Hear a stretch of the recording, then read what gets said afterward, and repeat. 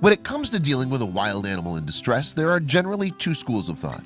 You either leave the creature and let nature take its course, or you jump in and do everything you can to help. But when forced to make a life or death decision, can we really trust ourselves to make the right call? This was the dilemma a group of marine experts faced when a sea creature washed ashore in the most unlikely place. Though they tried to stick to protocol, a looming threat to the wildlife forced these veterans to resort to the most dramatic of measures.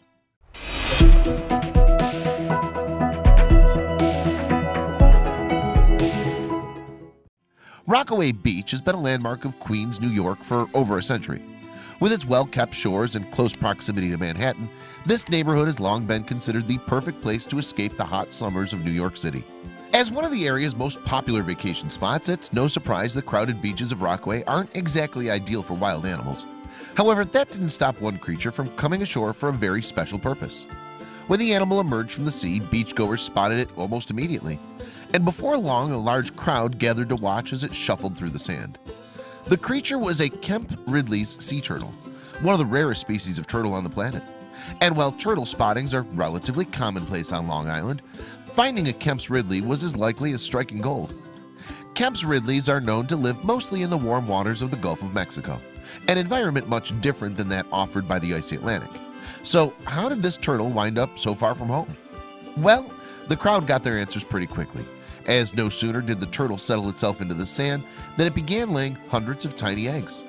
Beachgoers were amazed at the sight, but these unhatched turtles were in danger. Despite being buried beneath a thick layer of sand, the eggs were at risk of improper incubation due to the cold climate. It was a huge gamble for the exhausted mama turtle to deposit her clutch here.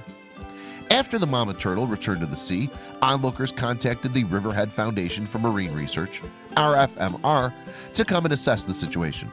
Arriving within minutes, rescue workers realized the danger these eggs were in and immediately went to work. To preserve the eggs, rescuers constructed a small fence around the nest that would prevent predatory animals and curious beachgoers from snooping around.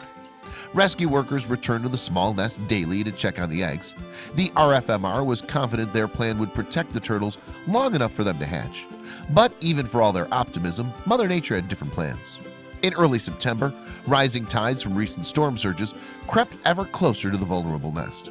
As the waters slowly ate away at the surrounding area, it was only a matter of time before the unthinkable would happen. If the waters began to flood the nest, the turtles would most certainly drown. And if that wasn't bad enough, those that survived would become easy prey. The rescuers knew they needed to interfere, but something was holding them back.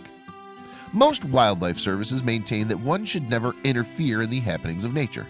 But even so, the rescuers were convinced that in some way, human interaction with the landscape was partially responsible for the looming threat to the turtles. With this in mind, the RFMR contacted the U.S. Fish and Wildlife Service with a plea for permission to relocate the eggs. The federal agency denied the plea. The eggs must stay, officials said. Determined to save the turtles, however, the RFMR pushed back. Despite initial protests, Fish and Wildlife relented, and the rescuers got to work on the newest phase of their plan. Finding an impressive 110 of the 116 eggs still alive, rescue workers collected the unhatched turtles and transported them to a nearby animal care facility. Placing the eggs in high-tech incubators, the RFMR hoped their unorthodox hatching method would be enough to do the trick. Because the eggs had been laid 2 months prior and their average incubation period typically lasted 60 days, rescuers were concerned the turtles might have been injured by the flooding or by the move. Thankfully, this wasn't the case. After only a week or so of incubation, one of the rescue workers noticed the eggs were beginning to form small cracks on their surface. They were hatching. But as excited as the rescuers were, they realized that this seemingly good news also brought with it a handful of new problems.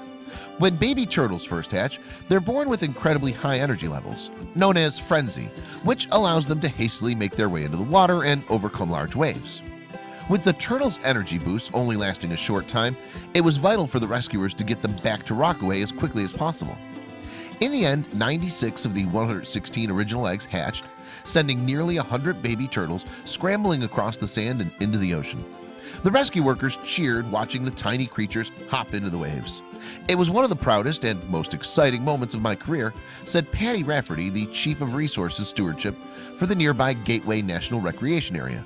Sadly, though, this would likely be the last time these rescuers ever saw the many lives that they saved. Because of their small size, the workers were not able to tag the turtles and would not be able to track them as they navigated the open ocean. Still, there's no denying the roles these men and women played in the rescue of these turtles. No matter where they go, these Kemp Ridleys will always be New Yorkers. Don't forget about it.